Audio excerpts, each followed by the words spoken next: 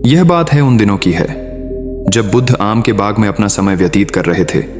इस समय बुद्ध की प्रसिद्धि बहुत दूर दूर तक फैल चुकी थी। लोग अपनी चिंताओं और समस्याओं का समाधान खोजने के लिए दूर दूर से बुद्ध के पास आते थे। ऐसे ही एक दिन जब बुद्ध आम के बगीचे में लोगों को उपदेश दे रहे थे तो एक अधेड़ उम्र का आदमी अपने 20 साल के बेटे के साथ बुद्ध की ओर आ रहा था। जब वे उपदेश स्थल के पास पहुंचे तो बुद्ध ने उनकी ओर देखा और इशारा किया और अपने पास बैठने के लिए बोला। जब उपदेश समाप्त हो गया और सभी लोग चले गए तब बुद्ध ने उस व्यक्ति को अपने पास बुलाया और बैठने के लिए कहा। चारों ओर हरियाली थी, मौसम सुहाना था, तरह तरह के पक्षियों की आवाजें गूंज रही थीं। ऐसा नज़ारा देखकर उस व्यक्ति को अंदर से बहुत शांति महसूस हो रही थी। इसके बाद बुद्ध ने उस व्यक्ति से आने का कारण पूछा। इस पर वह व्यक्ति बोला, हे भगवान, मैं अपने बेटे को आपसे मिलवाने के लिए 3 दिन की लंबी यात्रा कर चुकी हूँ। यह मेरा इकलौता बेटा है और वह हर वक्त थका रहता है। ऐसा लगता है कि इसमें जान ही नहीं है। इसका स्वभाव भी काफ़ी चिड़चिड़ा हो गया है। अगर हम इसे कुछ भी कहें तो यह हमारी छोटी छोटी बातों पर गुस्सा हो जाता है। इसकी देखने की क्षमता भी उम्र से पहले कमज़ोर हो गई है और उसके बाल भी सफ़ेद हो रहे हैं। इतनी कम उम्र में बूढ़ा दिखने लगा है। मैं समझ नहीं पा रहा हूँ कि उसके साथ क्या हो रहा है। हे बुद्ध, मुझे अपने बेटे की बहुत चिंता हो रही है। मैं अपने बेटे को डॉक्टर के पास ले गया तो उन्होंने कुछ दवा दी और कहा कि ज़्यादा चिंता की वजह से ये सब हुआ। उसने कहा, बेटा कम तनाव ले। वह अपने दिमाग पर बहुत अधिक तनाव लेता है, इसीलिए उसकी यह हालत है। लेकिन उन्होंने हमें बहुत समझाया। मुझे तनाव का मतलब समझ नहीं आया। मुझे नहीं पता कि तनाव क्या है और इसे कैसे दूर किया जाए मेरे बेटे के मन की। लेकिन सबसे पहले मुझे यह समझना होगा कि तनाव क्या है, इसलिए मैं आपके पास आया हूँ। बुद्ध, कृपया मेरी समस्या का समाधान करें। यह सुनकर बुद्ध ने उनके बेटे को बहुत ध्यान से देखा। उसके चेहरे को देखा, उसकी आंखों को देखा, फिर उसके हाथों की नाड़ी भी जांचे। ये सब अनुष्ठान करने के बाद बुद्ध ने उस व्यक्ति से कहा कि तनाव कोई भी नहीं लेना चाहता, लेकिन फिर भी यह तनाव व्यक्ति के दिमाग को दीमक की तरह जकड़ लेता है और व्यक्ति को पता भी नहीं चलता कि वह तनाव में है। लेकिन अगर व्यक्ति तनाव के कारणों को अच्छे से समझ ले और तनाव के बारे में एक पैमाना बना ले जिससे उसे पता चल सके कि वह कितना तनावग्रस्त है, तो वह इस समस्या का समाधान भी ढूंढ सकता है। सबसे पहले यह समझे कि तनाव क्या है। जब भी कोई व्यक्ति काम कर रहा होता है लेकिन उसका दिमाग कल्पनाओं में भटकते रहने से उसके शरीर और मन के बीच एक दूरी बन जाती है। यह दूरी जितनी अधिक होती है, व्यक्ति उतनी ही देर तक बेहोशी की स्थिति में रहता है और शरीर और मन के बीच के इस तनाव को ही तनाव कहा जाता है।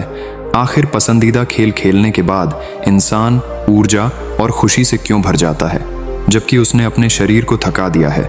लेकिन समझने वाली बात यह है कि खेलते समय दिमाग और शरीर पूरी तरह से एक साथ खेल में केंद्रित होते हैं, जिससे शरीर और मन के बीच दूरी नहीं रहती और तनाव भी नहीं आता। और यदि मन में कोई तनाव है तो वह भी दूर हो जाता है। लेकिन इसके विपरीत, जब हम कुछ ऐसा करते हैं जो हमें पसंद नहीं है तो हमारा शरीर वह काम तो कर रहा है, लेकिन हमारा मन कहीं दूर कल्पनाओं में भटक रहा है, जिससे शरीर और दिमाग के बीच दूरी पैदा हो जाती है और तनाव पैदा हो जाता है। इसलिए ऐसा करना चाहिए, एक समय में केवल एक ही काम करना चाहिए और अपने शरीर और दिमाग की सारी शक्ति उसी एक काम में लगानी चाहिए ताकि व्यक्ति के अंदर तनाव पैदा ना हो। इसके बाद बुद्ध ने कहा कि तनाव पैदा होने के 8 मुख्य कारण हैं और जो इन कारणों को समझ लेता है वह जीवन भर तनाव मुक्त रह सकता है। सबसे प्रमुख कारणों में से पहला है अति महत्वाकांक्षी होना। महत्वाकांक्षी होना अच्छी बात है, लेकिन क्या आपने कभी गौर किया है कि उस आदमी का एक लक्ष्य कभी पूरा नहीं होता? उसका एक लक्ष्य पूरा नहीं होता कि वह दूसरे की ओर भागने लगता है। अगर दूसरा पूरा हो जाता है तो फिर तीसरे को, और इस प्रकार वह अपने जीवन में अपने लक्ष्य को प्राप्त करने के लिए चक्कर लगाता रहता है। इसीलिए जो व्यक्ति अधिक महत्वाकांक्षी होता है, जो बड़े लक्ष्य निर्धारित करता है, वह कभी भी वर्तमान में नहीं रह सकता। उसका दिमाग हमेशा भविष्य की योजना बनाने में व्यस्त रहता है। उसका शरीर वर्तमान में रहता है, लेकिन उसका दिमाग भविष्य में रहता है, जिससे इंसान के शरीर के बीच दूरियां पैदा हो जाती हैं और वह तनावपूर्ण जीवन जीने लगता है। बुद्ध के मुख से यह बात सुनकर लड़के ने बुद्ध से कहा, कि इसका मतलब है कि हमें लक्ष्य नहीं बनाना चाहिए, क्योंकि लक्ष्य निर्धारित करना भी महत्वाकांक्षा है। इसी बहाने बुद्ध ने कहा कि जीवन में लक्ष्य रखना कोई गलत बात नहीं है, लेकिन समस्या तब उत्पन्न होती है जब हम अपना सारा ध्यान उस लक्ष्य को प्राप्त करने के परिणाम पर केंद्रित कर देते हैं और परिणामों की चिंता ना करें। वर्तमान में जीना चाहिए, एक लक्ष्य निर्धारित करें और उस लक्ष्य को प्राप्त करने के लिए कड़ी मेहनत करते रहें। लेकिन साथ ही आपको यह भी ज्ञान होना चाहिए कि आप अभी भी वर्तमान में जी रहे हैं और वर्तमान सत्य है। बुद्ध ने आगे कहा कि ईर्ष्या तनाव का एक और बड़ा कारण है। जब कोई व्यक्ति ईर्ष्या और ईर्ष्या से भर जाता है तो उसका मन अंदर ही अंदर सड़ने लगता है। ईर्ष्या एक आंतरिक घाव यानी मन का घाव है। व्यक्ति के शरीर का घाव ठीक हो सकता है, लेकिन मन का घाव रोग कभी ठीक नहीं हो सकता। इसलिए कभी भी दूसरों की उन्नति और खुशी से ईर्ष्या नहीं करनी चाहिए, क्योंकि ईर्ष्या तनाव का कारण बनती है। इसके बाद बुद्ध ने तनाव का अगला कारण बताया और कहा कि अरुचि काम भी मन में तनाव पैदा करता है। जो काम हमें करना पसंद नहीं है, उस काम में हमारा मन नहीं लग पाएगा। हमारा शरीर वहीं बैठ जाएगा, लेकिन हमारा मन कल्पना की उड़ान भरने लगेगा, जिससे शरीर और दिमाग के बीच दूरी पैदा हो जाती है और व्यक्ति तनावग्रस्त हो जाता है। इसलिए व्यक्ति को हमेशा अपनी रुचि के अनुसार ही कार्य करना चाहिए। यदि व्यक्ति ने यह तय कर लिया है कि उसे कौन सा काम करना है और वह उसी काम को अपने जीवन का लक्ष्य बना लेता है, तब वह काम उसके लिए काम नहीं बल्कि खेल बन जाता है। तनाव का चौथा कारण है दूसरों से उम्मीद करना। बुद्ध ने उस व्यक्ति की ओर इशारा करते हुए कहा, एक पिता के रूप में तुम्हें अपने बेटे से बहुत सारी उम्मीदें होंगी कि आपका बेटा बहुत सफल इंसान बने, आपका नाम रोशन करे और जैसा जीवन चाहे वैसा जिए, आपकी हर बात माने। लेकिन क्या आज तक किसी की सभी उम्मीदें पूरी हुई हैं? जब भी कोई व्यक्ति दूसरे से कुछ उम्मीद करने लगता है तो वह अनजाने में तनाव पैदा करना शुरू कर देता है। खुद के लिए जरा सोचिए, अगर आपका बेटा आपके मुताबिक काम नहीं कर रहा है और वह वैसा नहीं बन रहा जैसा आप उसे बनाना चाहते हैं, तो निश्चित रूप से तनाव आपके दिमाग पर हावी हो जाएगा। आप तनावपूर्ण जीवन जीना शुरू कर देंगे और इस तनाव के तहत आप व्यवहार करेंगे और बात करेंगे इस तरह कि आपका अपने बेटे के साथ रिश्ता बद से बदतर होता चला जाएगा। इसलिए व्यक्ति को दूसरों से अपनी क्षमता से कम उम्मीदें रखनी चाहिए और अगर आप पूरी तरह से तनाव मुक्त रहना चाहते हैं तो दूसरों से उम्मीद करना बंद कर दें। इसके बाद बुद्ध ने कहा कि शारीरिक कष्ट भी मनुष्य के तनाव का एक कारण है।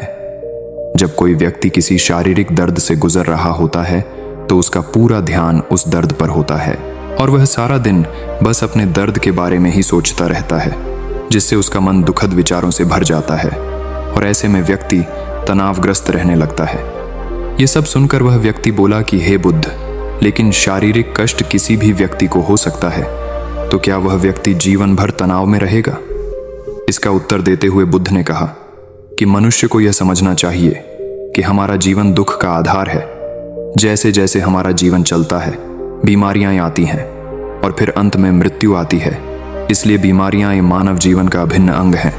इससे कोई नहीं बच सकता। यह बस किसी के जीवन में समय से पहले आता है और किसी के बाद आता है, लेकिन सबके पास आता है। जब मानव मस्तिष्क इस बात को अच्छी तरह से समझ जाएगा तो अब उसे अपनी बीमारी के बारे में सोचकर ज्यादा तनाव नहीं लेना चाहिए, क्योंकि यह हमारे जीवन का अभिन्न अंग है और इसके लिए शारीरिक व्यायाम का अभ्यास करते रहना चाहिए और स्वस्थ जीवन शैली को भी अपने जीवन में जगह देनी चाहिए, जिससे उनका शरीर लंबे समय तक स्वस्थ रहकर ठीक से काम कर सके। तनाव का अगला कारण है अपनी योजनाओं को समझने के लिए समय न देना। कुछ लोगों के मन में यह विचार घर कर जाता है कि वे बिना सोचे समझे उस पर काम शुरू कर देते हैं और जब उन्हें उस काम में असफलता मिलती है तो वे तनाव से भर जाते हैं, क्योंकि उन्होंने उस काम को शुरू करने से पहले उस काम के बारे में पूरी जानकारी इकट्ठा नहीं की थी। किसी भी कार्य को शुरू करने से पहले व्यक्ति को उसके अच्छे और बुरे परिणाम के बारे में ठीक से विचार कर लेना चाहिए।